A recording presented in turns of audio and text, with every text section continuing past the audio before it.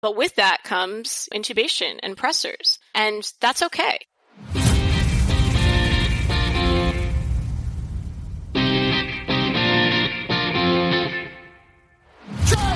Hi, everyone, and welcome to the PedsCrit Podcast. My name is Zach Hodges. I'm a current pediatric ICU fellow at UT Southwestern in Dallas. And I'm Alice Shanklin. I'm a critical care fellow at Children's National in Washington, D.C. Alice, will you remind our listeners what we do here at the PedsCrit Podcast? Absolutely. So PedsCrit is a collaborative educational PICU podcast. We work with pediatric critical care educators around the world to create high-yield blog and podcast episodes on core PICU topics. And listeners, if you're a pediatric critical care provider and would like to become involved in this project, be sure to reach out to us by email or on our website at pedscrit.com. We're hoping to add to the online community of Peds ICU learners by collaborating with guest educators on their favorite critical care topics. Yes, pedscritpodcast@gmail.com. Please reach out. And Zach, who are we talking with today? So we're excited to have Dr. Anuj Jayakar and Dr. Manette Ness-Cochinwala with us. Dr. Jayakar is a neurointensivist and the Director of Neurocritical Care at Nicklaus Children's Hospital. He did his pediatric residency at Nicklaus Children's and his neurology residency and epilepsy fellowship at Boston Children's. Yes. Dr. Ness-Cochinwala just started her attending position as a pediatric intensivist at Rutgers Robert Wood Johnson in New Jersey. She did her critical care fellowship at Nicklaus Children's Hospital in Miami, and she is interested in medical education and data science research. Today we're talking about status epilepticus, how we define it, how we treat it, and how we can expect the field to evolve in the future. Yes. Thank you for listening, and let's get right to the content. Well, hey everyone. Thanks Anuj and Manette for joining us today on our episode on status epilepticus. To get things started, will you tell us a little bit about yourself and what you do? Sure. My name's Manette Ness-Cochinwala. I actually just started my first attending position as a pediatric intensivist in New Jersey at Rutgers Robert Wood Johnson. But I did recently finish my Pediatric Critical Care Fellowship at Nicklaus Children's in Miami with Anuj. And I'm pretty interested in both medical education and data science research, but I love talking about status epilepticus and kind of just general things to educate the general PICU world. Oh, absolutely. Definitely the bread and butter of critical care medicine here. Yeah, you see it so much. And what I didn't realize when I started fellowship and even as starting and attending is I always thought it was more clear cut. And then the seizure versus not seizure, the fact that you can't always determine right away. And then there's always, you want to get an EEG, but that takes time. So kind of figuring it out and learning the ins and outs of it from Anuj was really helpful. Yeah. And then Dr. Jayakar, where are you coming to us from today?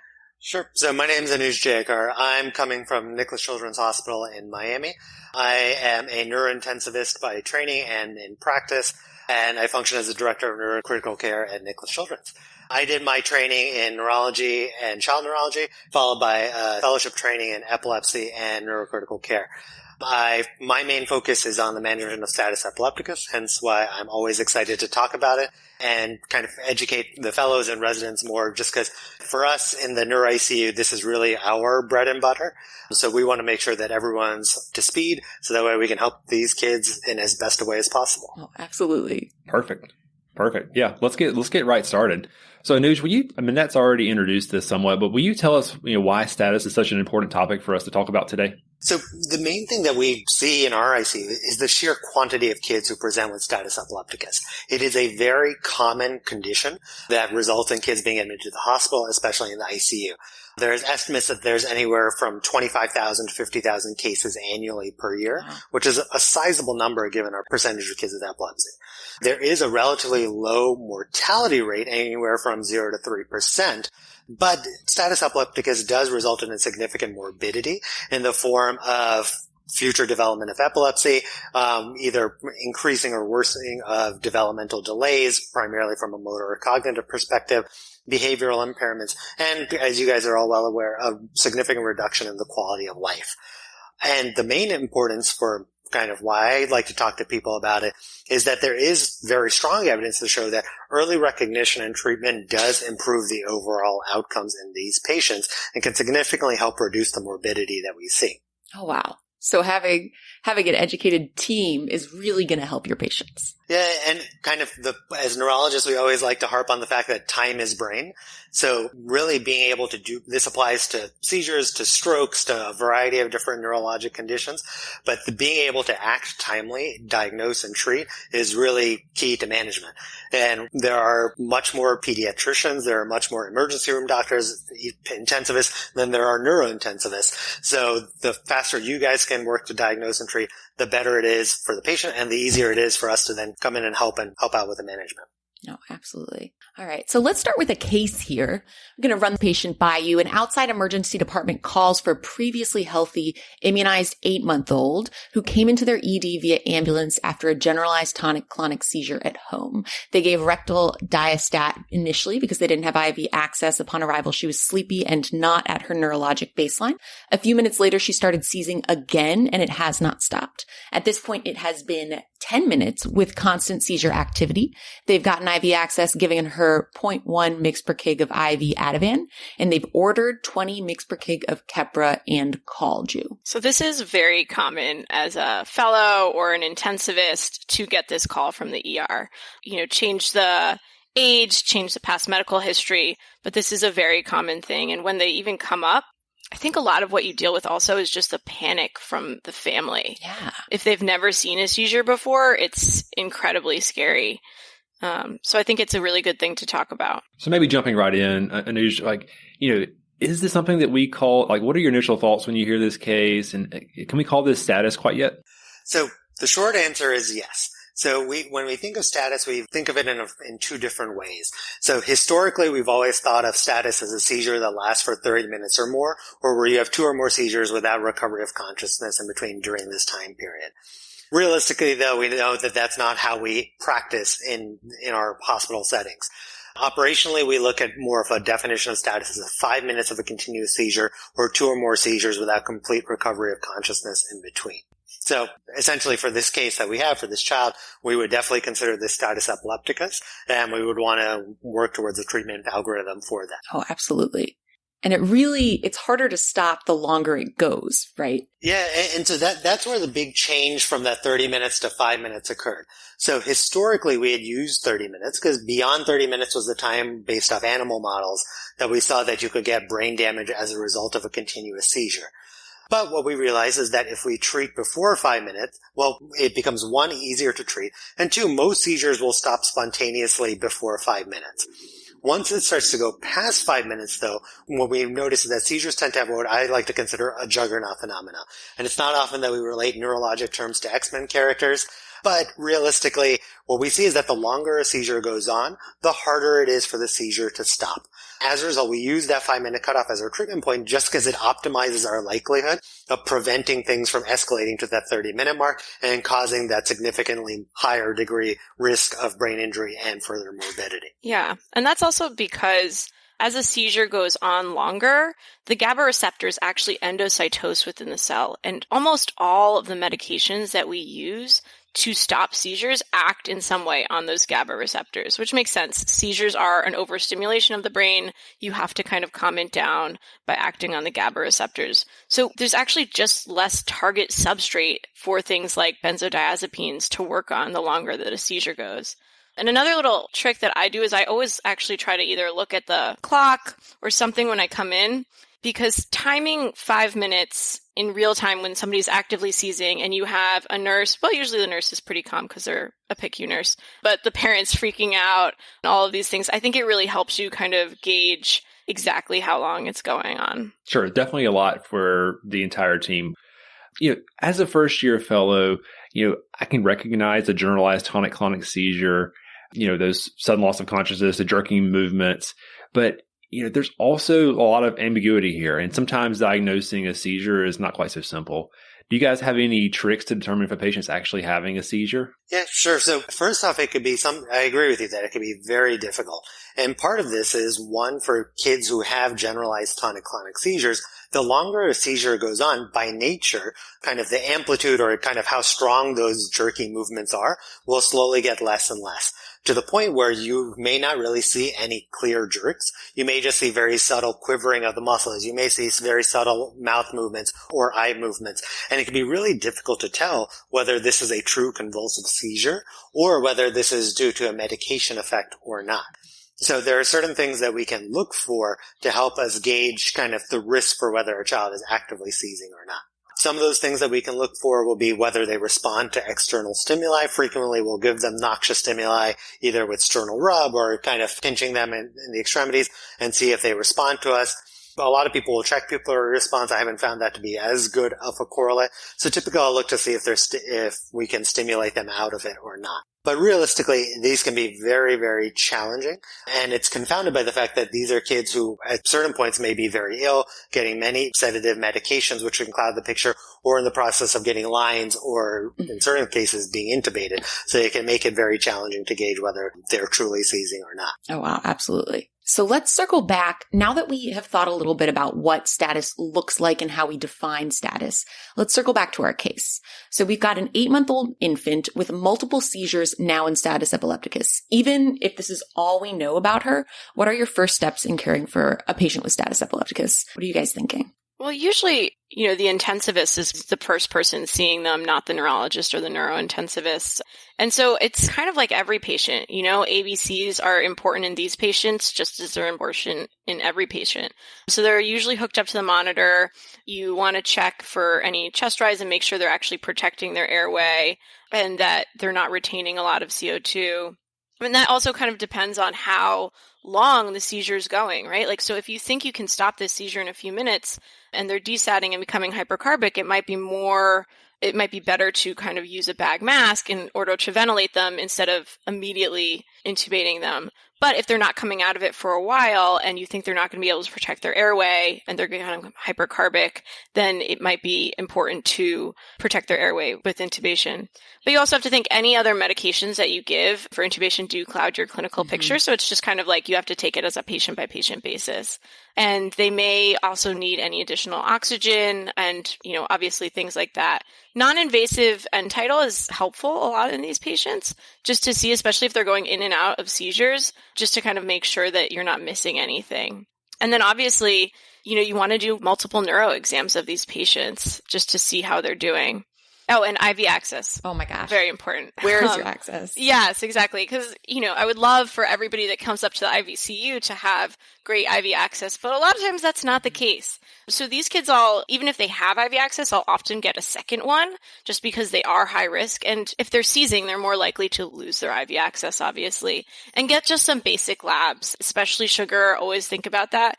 But also basic electrolytes, especially including calcium and magnesium, as those are two kind of big electrolyte causes of seizures. Absolutely. Yeah. I always try and focus, I tell the residents and the fellows, is to focus on trying to find some of the reversible causes for the seizures. So that's where checking the glucose, looking for hypoglycemia, looking for any electrolyte abnormalities. And the other major reversible factor would be fevers. So treating fevers if they have an elevated temperature or not. I will say anecdotally, in this past year with sort of lockdown isolation in Washington, D.C., at least we have been seeing a spike in hypocalcemic seizures from hypovitaminosis D. And it's always an interesting story to talk about. Yeah. And that's why while sometimes it may take a little bit of time to get those labs back, the sooner we can send it, the better off, the faster we can start to treat these kids. Absolutely. Yeah. And for the dextrose replacement, I always kind of just remember if it's low, you want to give dextrose immediately, and you want to always give in increments of it should add up to 50. So if you give D10, it's 5 cc's per kilo. If you give D25, it's 2 cc's per kilo. If it's D50, which I feel like we give less of in pediatrics, it's 1 cc per kilo. But that's just an easy way of doing it because it's an emergency. So those quick formulas or things to help out me remember really, really help. Oh, absolutely. 5 cc's per kilo of D10. Yeah. If you don't correct that hypoglycemia or that hypocalcemia, all of your medicines, they probably won't work for this seizure. So you got to knock out those reversible causes first. So Manette, Anuj, let's say you're at the bedside, your team's working on the initial stabilization, the patient's been seizing for longer than 5 minutes, so treatment's indicated. Benzodiazepines, we know is the best choice initially, but how do you decide your initial therapy? So I always recommend giving the treatment that is easiest and the fastest to give.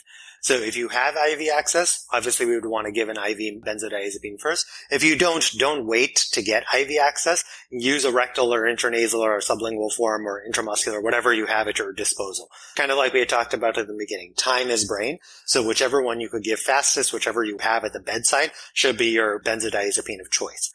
Typically, the two IV benzodiazepines that we use the most frequently are lorazepam and diazepam. There have been multiple studies that have looked at the two, and overall, the efficacy is roughly the same between the two of them in terms of both seizure cessation as well as side effect profile. Out of the non-IV options, rectal diastat's the most common that we see both in the hospital and in the emergency setting. But now more and more we are using intranasal options with diazepam and midazolam, as well as buccal and intramuscular options. I won't harp on the dosing too much. Typically what we use for lorazepam, which is probably the most common, is 0.1 mg per kg per dose with a max of 4 milligrams. With all of these benzodiazepine options, you can always repeat if the seizure continues. So, for example, in our child, if we give a 0.1 mg per kg dose of the lorazepam, he still is seizing, then we can go ahead and give another dose right after that. Again, this is going to be more kind of user's choice. There's no right or wrong answer whether you do another benzo or move on to an AD, but we'll kind of discuss those options as we move forward. Yeah. And I think those max doses are kind of important in pediatrics because a lot of times we'll say, 0.1 mg per kg.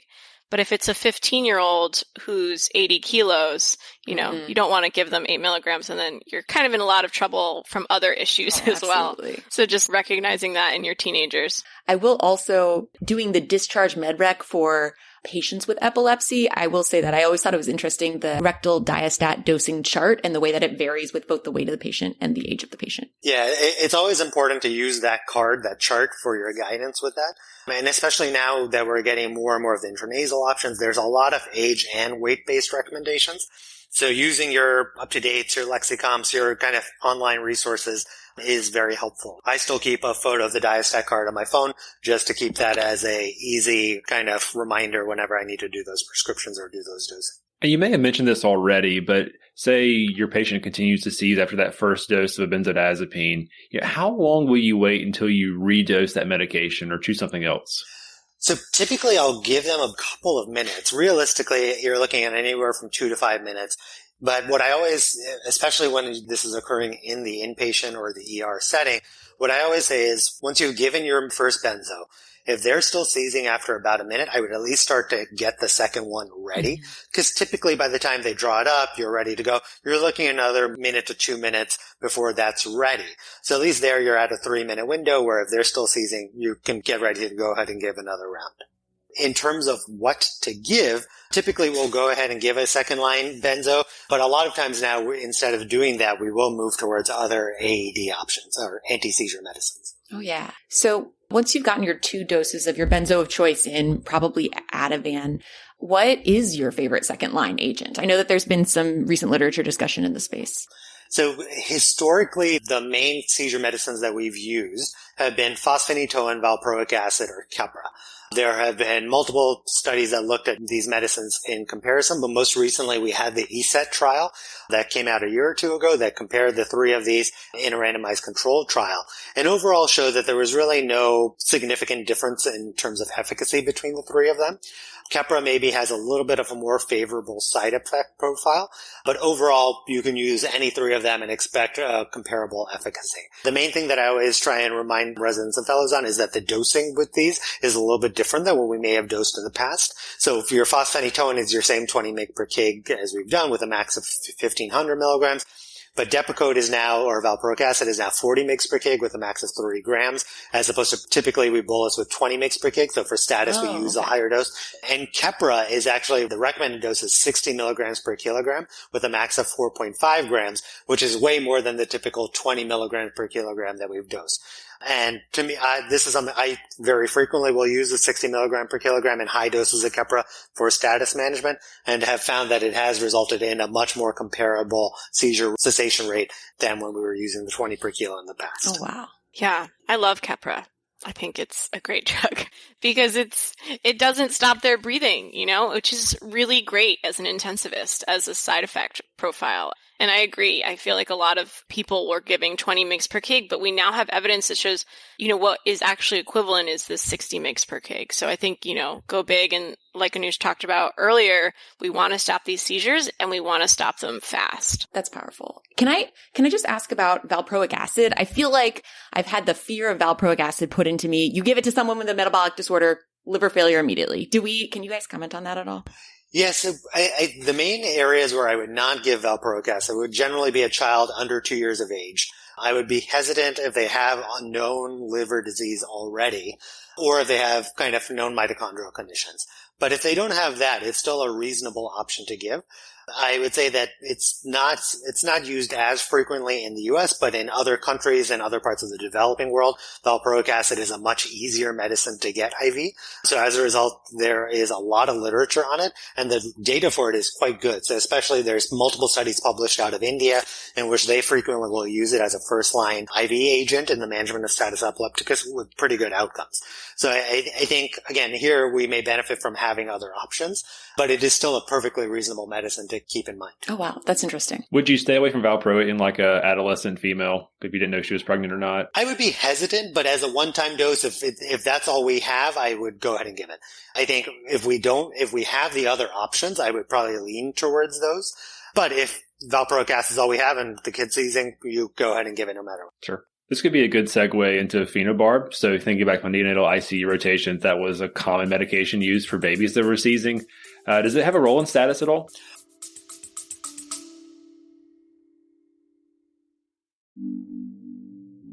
Hey, I'm Ciara Minova, a graduate student of Psychology and Neuroscience of Mental Health at King's College London, and I'm so excited to share with you my new podcast, which is called Behind the Stigma.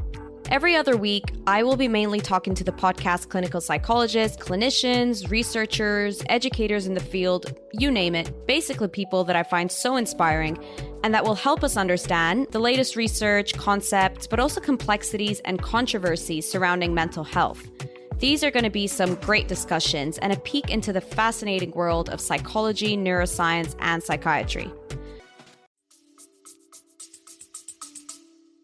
It does. So phenobarbital is still kind of within that kind of algorithm for management of status.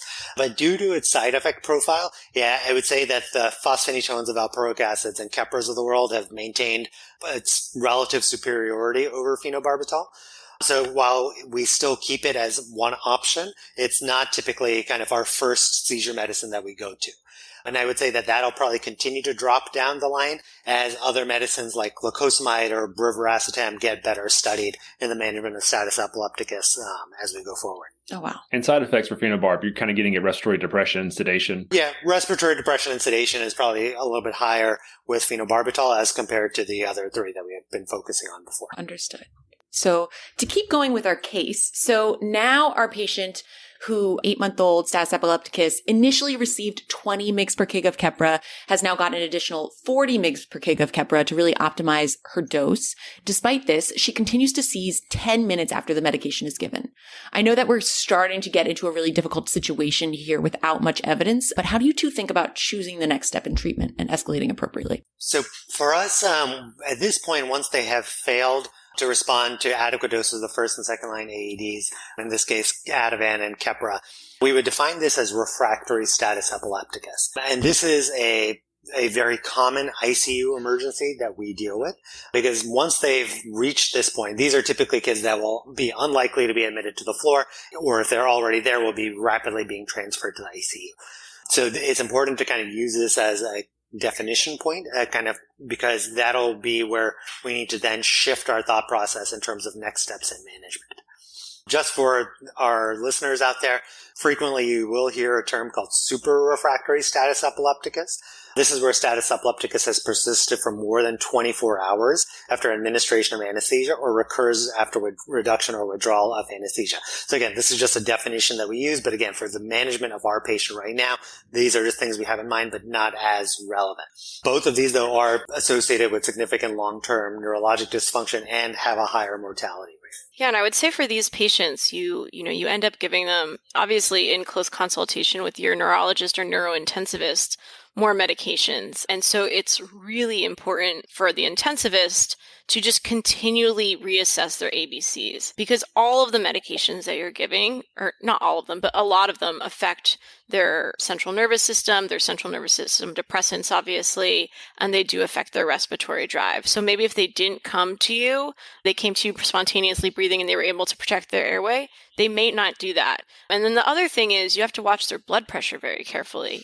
I know, with Anuj, some of these children that we've had on long-term Versed drips or even short-term Versed drips, sometimes you have to just keep going up on them in order to help the seizure. But with that comes, intubation and pressors. And that's okay. The most important thing is to stop the seizure and save their brain. And if you need those temporizing procedures, that's why we're there as intensivists. And Alice, you had actually brought up a good point about the limitation in terms of data. So once you've given your second line AEDs and benzos, and you're now in this point of refractory status epilepticus, really there's not much data to support any particular treatment algorithm. Typically what we'll do is we'll move towards the initiation of a sedative drip. But whether that's midazolam, propofol, pentobarbital, ketamine is really kind of an institutional or user's choice.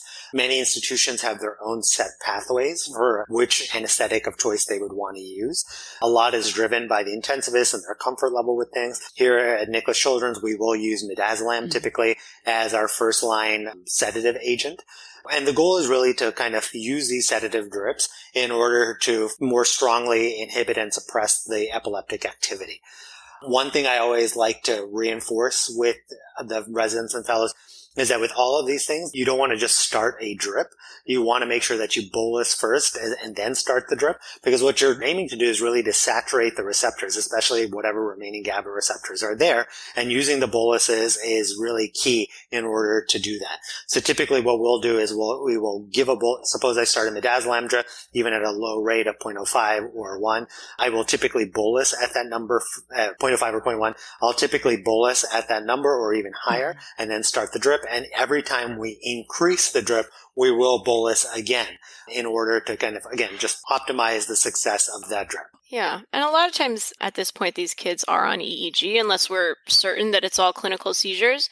And I've kind of had both cases where you know that they're all clinical seizures and other ones where you do need EEG confirmation. So this is definitely a point where you're really closely talking to your neurologist to help you out with managing these drips and the doses. No, absolutely. You bring up a good point about continuous EEG, and we'll definitely come back to that, but this might be a good time to review some of the high points of our conversation so far.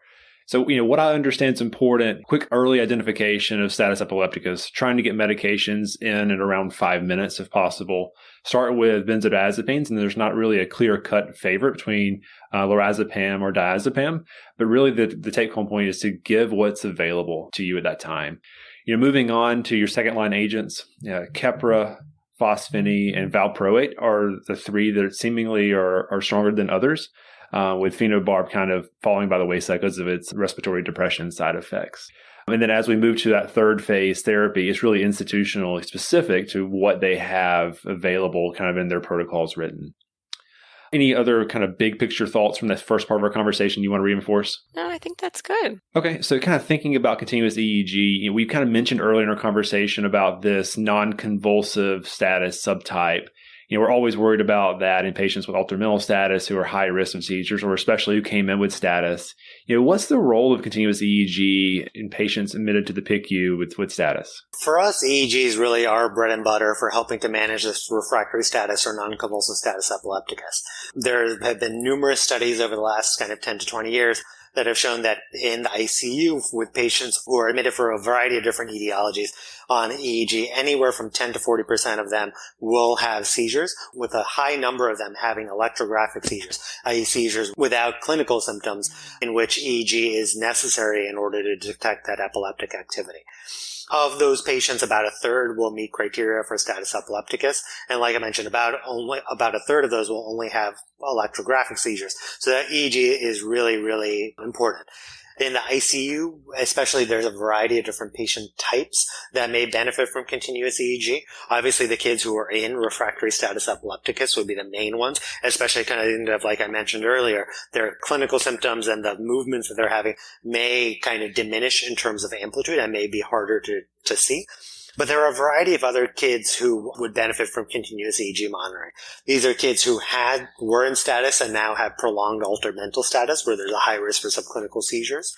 Kids who are sedated and paralyzed, whether that's due to ECMO or other etiologies, are at high risk.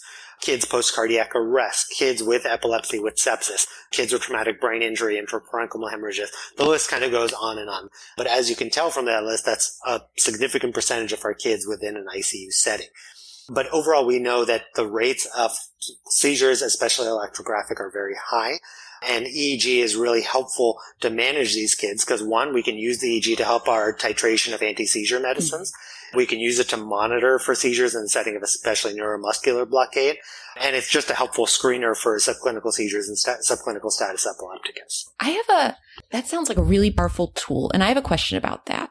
As the person at the bedside, especially in the setting of monitoring a high-risk patient for status epilepticus, who is looking at that EEG and how often? Is it the neurology consult team? Is it an epileptologist at home? Is it someone at night, like just checking them a couple times? So each institution has its own model, and a lot of that is dependent on the resources in hand. So the initial screener may vary. Sometimes it's the technologist who is monitoring these EEGs live in the epilepsy monitoring unit. There may be either neurology residents or epilepsy fellows who screen the EEG. Sometimes it's the on-call attending who's responsible for watching these either multiple times or one time a night. But there are also many institutions where they just don't have that capability. And as a result, these EEGs may go unmonitored, or there may be kind of a once a night screening, if you will. Obviously, our hope and goal is to develop easier ways to improve this screening and utilize even PICU fellows, the intensive care team, more to help with screening for more rapid seizure detection.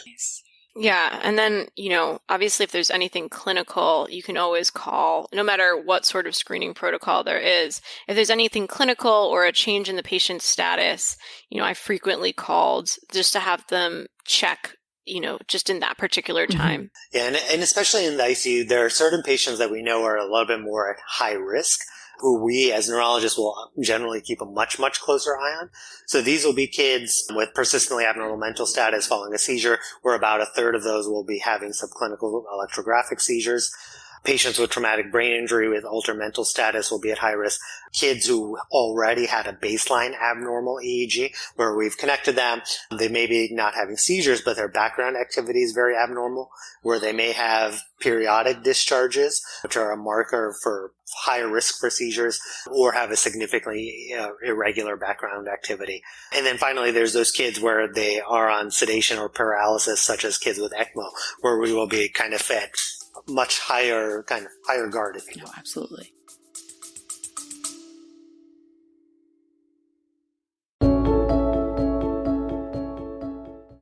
Trauma is a catalyst. It provokes significant change in the lives of survivors, as well as in the lives of their caregivers. Join me, Carrie Rickert, on my podcast, Transformational Trauma and Healing, as our guests share their stories of trauma and the resources that have been beneficial to them. We will celebrate our guests' successes and learn from their struggles, adding tools to our trauma survival toolbox along the way.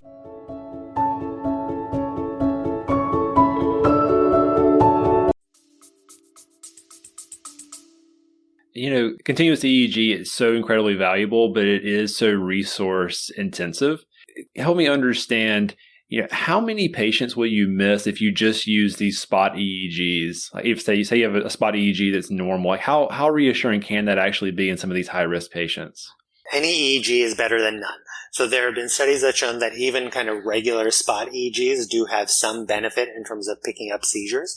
But overall, you're still going to be missing quite a bit as opposed to doing a continuous EEG. Basically, kind of once you transition to continuous EEG, your sensitivity and specificity for picking up seizures jumps up considerably. So while if you don't have the option to do continuous EEG, frequent short 1-hour EEGs is still better than none. But obviously the goal would be to push for continuous EEG as soon as possible. Understood.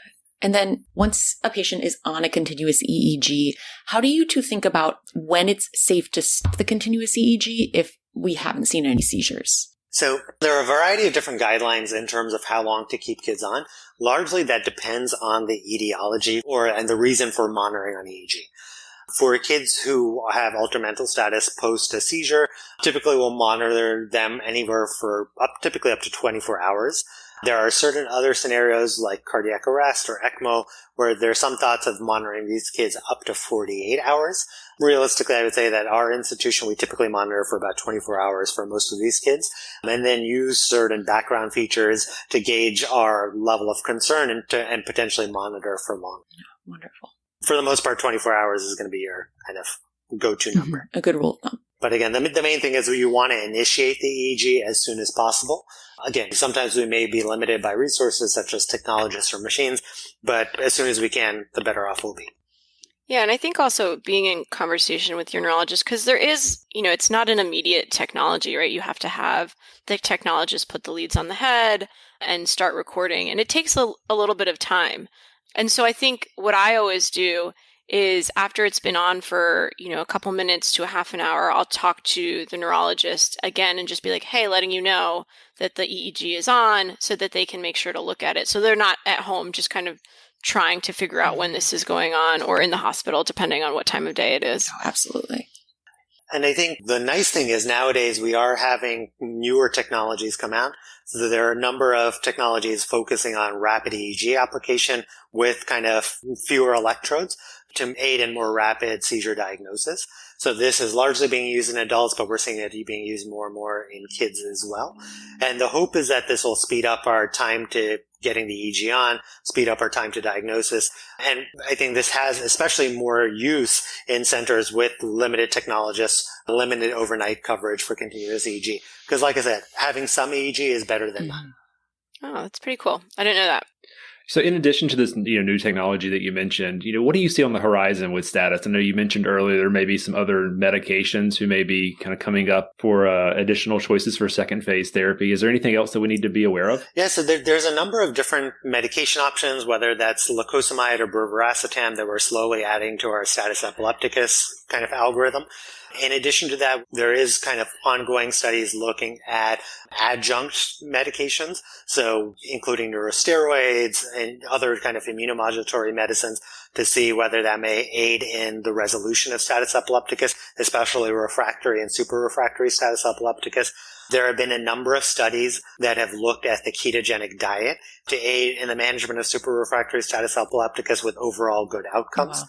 And especially here at Nicklaus Children's, we've been utilizing epilepsy surgery in appropriate cases when kids have been in super-refractory status epilepticus. Oh, wow. So we actually had a paper that came out I think it's about 10 years ago, where we looked at our outcomes, and overall we were able to help a number of kids and resolve their status epilepticus. Again, we would like to do non-surgical options, but there are certain kids where they just need that due to whether it's structural abnormalities or you name it, where these kids are ones who would benefit from more timely surgical intervention. Oh, that's interesting. I have not heard of that before.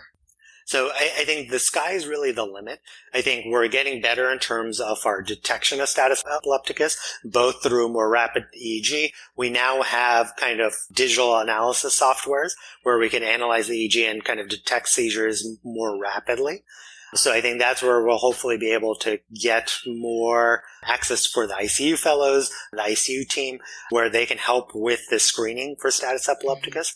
And then kind of, as I mentioned, I think we're seeing more and more in terms of the treatment options available to us. It's not just the benzos and the 3 AEDs. We now have a lot more things that we have in our kind of treatment armamentarium, if you will. Wow. Well, I'm glad to hear that the research is happening and that it's such a rapidly evolving field. It sounds like we'll have some more options to improve outcomes. Yeah, and I think we've realized very clearly that the longer seizures go, the worse it is for the patient. And the faster we detect and treat these things, the better off these kids are. For that, there's one, it's not a surprise, but we now have very clear data to support that. So now it's just a matter of streamlining our protocols and getting everything moving much faster. Hey, well, this has been an awesome conversation about the bread and butter topic in the PICU. And as a early fellow, hearing your thoughts on maybe where the guidelines aren't as clear is really insightful when I have that next patient with status epilepticus. Anything else that you want to cover before we wrap up our conversation today? I don't think so. Yeah, this has been great. Thank you, Zach and Alice, for helping to organize this. Yeah, thank you. This was an awesome experience. Thank you both for coming. Are there any particular, if our listeners were to remember, one or two facts about today's conversation, do you have any particular take-home points for them? From my side, it's time is brain. The sooner we can diagnose and treat these patients, the better off they'll be. So use whatever is easiest, whatever is fastest, and use appropriate dosing. Yeah. And I would say just also act fast. And don't forget to monitor the ABCs, because those are things that can also cause a lot of damage, either from the seizure or during the treatment of the seizure. So as long as you can stabilize them during that treatment period, they can have better outcomes. Yeah, and we always have these discussions with the ICU team in terms of the balance between seizure control and seizure resolution versus the side effects in terms of respiratory depression and blood pressure management. I always, as a neurologist, not surprisingly, push towards stopping the seizure as fast as possible, because knowing that we have medicines like pressors or intubation options to manage the respiratory side effects. Obviously, we would like to avoid that if possible, but like we've been harping on, the longer the seizure goes, the harder it is to stop. So if we can do things in a timely manner, overall, the child will be better off. Protecting the ultimate end organ there. Exactly. Yeah, exactly. No bias on my part. Well, Anuj and Manette, thank you both again for coming. Thanks, My pleasure. guys. Thanks, guys. And thank you for listening to this episode of Pete's Crit. Please remember that everything discussed is intended for informational and educational purposes only. It should not be used as a replacement for medical advice. The views expressed during this episode by hosts and our guests are also their own and do not reflect the official positions of their institutions. If you have any comments, suggestions, or feedback, you can email us at pedscritpodcast@gmail.com. You can also check out pedscrit.com for detailed show notes and visit @critpeds on Twitter and @pedscrit on Instagram for real-time show updates. Thank you again for listening.